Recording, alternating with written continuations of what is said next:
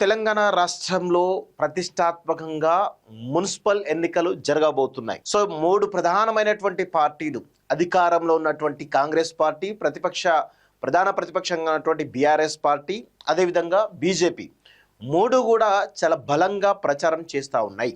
So దీనిలో ఇక అసలు కోణం అంటే ఎవరికి ఎక్కువ సీట్లు వస్తాయి ఏంటిది అనేది ఒక్కసారి మనం చాలా లోతుల్లోకి పరిశీలించినట్లయితే, సో ఇప్పుడు ఖచ్చితంగా ఈ దాదాపు 120 మున్సిపాలిటీలు కావచ్చు, 7 కార్పొరేషన్లు కావచ్చు, ఈ ఎన్నికల్లో కొంత బీజేపీ బలం పుంజుకునేటువంటి అవకాశం అయితే ఉంటుంది. ఎందుకంటే అర్బన్లో ఓటు బ్యాంక్ ఎక్కువ ఉంది ఇది బీజేపీకి.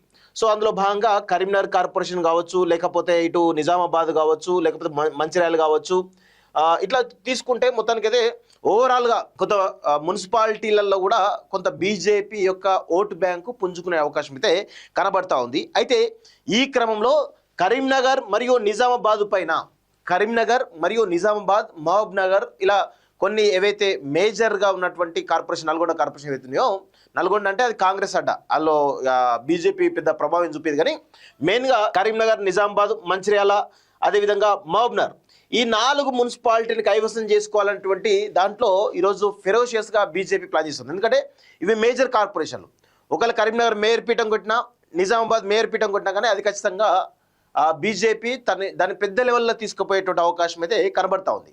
సో కానీ త్రిముఖ పోరులో భాగంగా బీజేపీకి మేయర్ పీఠలు కైవసం చేసుకునే అవకాశం ఉంటుందా? ఎందుకంటే బీజేపీ కాంగ్రెస్ పొత్తు అనేది అసాధ్యం. సో బీజేపీ మరి బీఆర్ఎస్ పొత్తు అనేది ఛాన్స్ ఉంటాయి. సో ఇప్పుడు ఇక్కడ విషయం ఏంటంటే, కరీంనగర్ విషయానికి వచ్చినా, నిజామాబాద్ విషయానికి వచ్చినా, ఈ 2 కూడా కరీంనగర్లో బండి సంజయ్ ఏంటిది బీఆర్ఎస్ పార్టీని తూర్పారబడుతూనే ఉంటాడు ఇప్పటికి కూడా. అసలు కల్వకుంట్లోళ్ళు అంటే ఒక రేంజ్లో ఆడుకుంటాడు. ఇక నిజామాబాద్ విషయానికి వచ్చినట్లయితే అరవింద్, ఈయన కూడా పెద్ద ఎత్తున బీఆర్ఎస్ను కల్వకుంట్ల కుటుంబాన్ని ఏ విధంగా విమర్శిస్తాడో మనందరూ కూడా తెలుసు. కానీ ఇక్కడ ఒకవేళ కరీంనగర్ కార్పొరేషన్ కానీ, నిజామాబాద్ కార్పొరేషన్ కానీ, ఈ 2 కార్పొరేషన్లలో ఒకవేళ మెజారిటీ సీట్లు బీజేపీకి రాకపోతే ఏంది పరిస్థితి? ఒకవేళ కాంగ్రెస్కి వస్తే కాంగ్రెస్ మేయర్ పీఠం కైవసం చేసుకుంటుంది, ఓకే అనుకుందాం, కాంగ్రెస్ మేయర్ పీఠం కైవసం చేసుకుందాం. ఇన్ కేస్ కాంగ్రెస్కు మెజారిటీ రాలేదు, బీజేపీకి స్పష్టమైన మెజారిటీ వస్తుందా? ఒకవేళ వచ్చిందంటే మేయర్ పీఠం కైవసం చేసుకుంటుంది. అది ఆ క్రెడిట్ అంతా కూడా బండి సంజయ లేకపోతే అరవింద తీసుకుంటారు, అందులో నో డౌట్.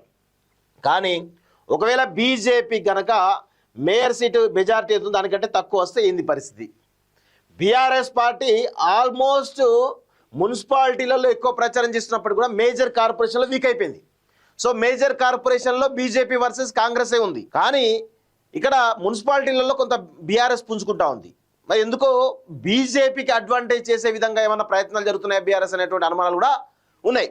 సరే, ఒకవేళ కరీంనగర్లో కానీ నిజామాబాద్లో కానీ బీజేపీ స్పష్టమైనటువంటి మెజారిటీ రాకపోతే మరి బీఆర్ఎస్ తోటి పొత్తుకు పోయేట్టు అవకాశాలు ఉంటాయి. ఎందుకంటే కాంగ్రెస్కు బీజేపీ మధ్య పొత్తు అసలే ఉండదు. ఇక ఉంటే గింటే బీజేపీకి మేయర్ పదవి తీసుకొని బీఆర్ఎస్ డిప్యూటీ మేయర్ పదవి తీసుకునే అవకాశాలు కూడా ఉన్నాయి. ఒకవేళ ఇలాంటి పరిస్థితి వస్తే మరి బండి సంజయ్ పరిస్థితి ఏంది, అరవింద్ యొక్క పరిస్థితి ఏంది? ఇద్దరు కూడా పొద్దున్న లేస్తే కాంగ్రెస్ కంటే ఎక్కువగా బీఆర్ఎస్ తూర్పారబడతా ఉంటారు, కల్వకుంట్ల కుటుంబాన్ని తూర్పారబడతా ఉంటారు. ఒకవేళ ఇది జరిగితే బీజేపీకి స్పష్టమైన మెజారిటీ రాకపోతే బీఆర్ఎస్ సపోర్టు అనివార్యమవుతుంది. ఒకవేళ కాంగ్రెసే ఇక బీఆర్ఎస్లో గుంజుకొని చేయొచ్చు. కానీ ఇన్ కేసు ఒకవేళ చెప్తే బీజేపీ స్పష్టమైనటువంటి ఆధిక్యత లేకపోతే బీఆర్ఎస్తో పొత్తుకు పోతే ఒకవేళ అనుకుంటే ఏం జరుగుతుంది? ఖచ్చితంగా బీజేపీ బీఆర్ఎస్ కనుక పొత్తుంటే వీళ్ళ ముఖాలు ఎక్కడ పెట్టుకుంటారో ఒకసారి అర్థం చేసుకోండి, మీరు ఊహించుకోండి, భలే ఉంటుంది రాజకీయం. సో ఇది ప్రస్తుతం జరుగుతున్నటువంటి పరిణామాల్లో భాగంగా చిన్న మీకు ఒక అనాలిసిస్ చెప్పేటువంటి ప్రయత్నం అయితే చేస్తా ఉన్నాను.